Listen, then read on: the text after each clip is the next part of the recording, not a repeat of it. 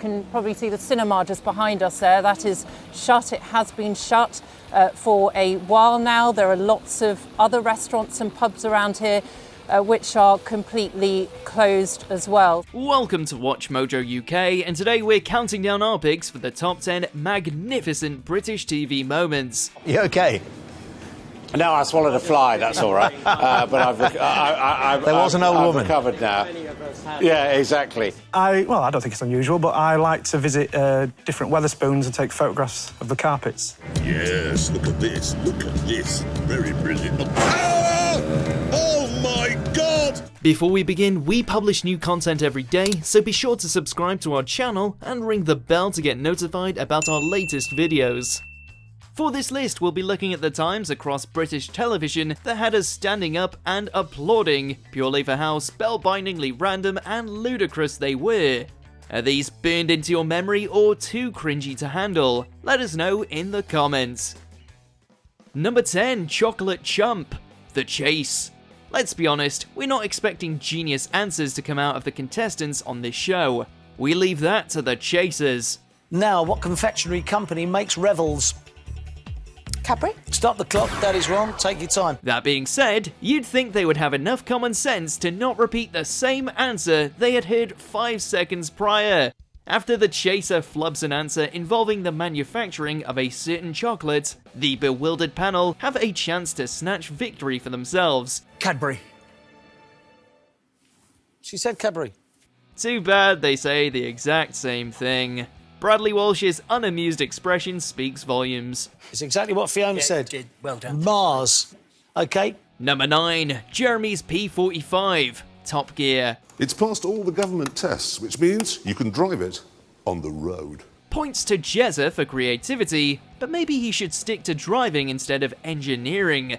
After fashioning himself a car far smaller than the P50, Jeremy hits the open road to prove just how epic his new set of wheels really is. That's when the trouble starts. I'm just staggered that Ford, General Motors, Toyota, all the automotive giants haven't thought to make a car like this, and yet a pokey little motoring show on BBC. Ow! Every bump becomes a potential hazard, complete with Jeremy nearly soiling himself at each turn, not helped by the fact he took the damn thing out onto the A3. It's more a wheelchair with armour than an actual car anyway. I've never been frightened of a Citroen Picasso before when it just was. Man! Oh, I'm gonna weave on. Oh. Number 8, The Plague Doctor, BBC News. We all love a good photobomb when it's done with some panache and class, and that's what this legend did.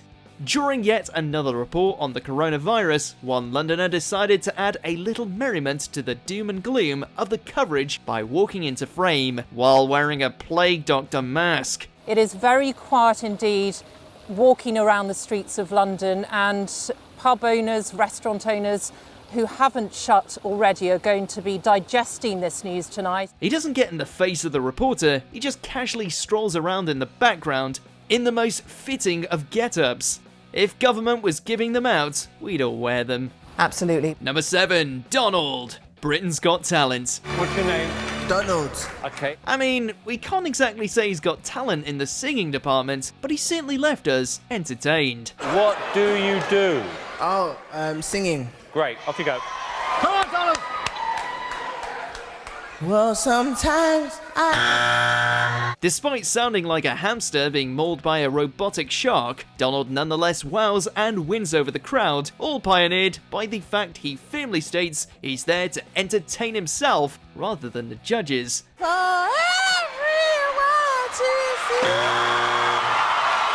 Simon may have wanted him removed from the stage, but Donald just kept on singing, letting loose an album's worth of terrible renditions until his 5 minutes of fame finally came to an end. Why'd you coming over, Valerie? Number 6, Gangnam Style, Strictly Come Dancing.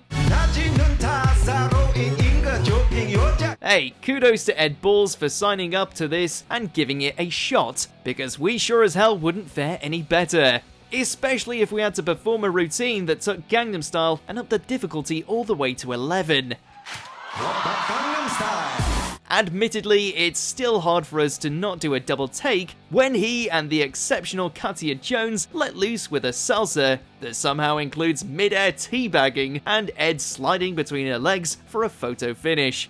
Fair play, lad. Gangnam Style. Number 5, Sharon Goodwin is her? The right stuff. You can't even walk down the road these days and say Sharon Goodwin's a bitch. Oh no, we're not doing it again, Kate. There are pranksters, and then there's this madman. Going under a variety of aliases, the caller was unknowingly broadcast on Matthew Wright's show twice, and while the topic of the call was meant to veer towards specific issues, the caller took the opportunity to reach out to Sharon Goodwin and label her a bitch. When you were saying about the freedom of speech thing, I'd still say that Sharon Goodwin's a Oh! He did this twice. Why? Because Sharon Goodwin was his ex-wife and apparently watches the show every day. So what was wrong with your childhood being raised in a loving family where you weren't smacked? that Sharon Goodwin. Oh, right. We're guessing their marriage was not a happy one, especially if he was this relentless. In principle, are you for or against minimum price? I'm against it. Like I'm against what Sharon Goodwin's been saying, a stupid bitch. Number 4. Unusual hobby. Tenable. I hear you have an unusual hobby, Daryl. I don't think it's unusual. We're not one to judge. Everyone enjoys things the others might find a little strange. Sometimes there are just higher levels of strangeness. I like to visit different Wetherspoons and take photographs of the carpets. What? Like here, where the contestant amazes Warwick Davis by confessing that in his downtime he likes to visit multiple Wetherspoons and take pictures of the carpets. We can understand appreciating the craftsmanship that goes into creating a beautifully designed rug, though we confess never popping in for a quick pint and being blown away by the carpet design. Eye of the beholder and all that. You realise you're saying this on national television, don't you? I'm assuming it's going to be cut out. There's no one to hear this. Number 3, Hapax what? University Challenge. Hi, I'm Ted, I'm from Hammersmith in London, and I'm studying law. You might think you're a bit of an egghead, but then along comes Loveday and his Hapax legomenon, and you realise you're still just an average Joe. Its meaning said only once. What two-word Greek term denotes a word? He's Loveday. Hapax legomenon. Correct. Much like the meaning of the word he correctly guessed, Loveday's enthusiastic win and precise pronunciation of this baffling phrase is a shining gem of British TV that has yet to be repeated, partly due to how incomprehensible Hapax legomenon actually sounds, but mostly for the joy of Loveday's face, like he just got to take Kelly Brook to the back of the net. Hapax legomenon. Correct. Number 2, poor Adam, Sky News. Now this is what you call professional journalism. Come rain, shine, or a fly launching itself into your gob, you carry on and deliver the news. Certainly if we look at, the changing complexion of this cabinet compared to the last one, the one yesterday. Which is exactly what happened to poor political editor Adam Bolton, who soldiered on despite the fact he looked like he was on the verge of retching and quite frankly wanted life to be over. Do you want to take a pause? No, Because I'm absolutely they've been talking non-stop. You okay? No, I swallowed a fly, that's all right. Guess you can call it an occupational hazard. Either that, or the theory about lizard men walking among us has more truth to it than we thought. Number 1, Otaku Contestant. Countdown.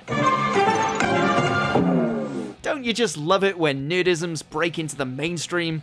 What was so phenomenal about this little anime intrusion is that it ended up paving the way for a contestant's victory. Assembling a 6-letter word that we all know and adore. What we love most about hentai now officially being in the Countdown canon is how Susie Dent is so clearly into it. Hentai? Hentai is brilliant, yes. It's a subgenre of Japanese manga and anime, etc. Very well done. Now we're not saying she's got Bible Black in her browser history, it's just she was way too enthusiastic about erotic Japanese animation being added to the discourse. Thank you, well done. Anything else, Susie? Do you agree with our picks? Check out this other recent clip from WatchMojo UK and be sure to subscribe and ring the bell to be notified about our latest videos.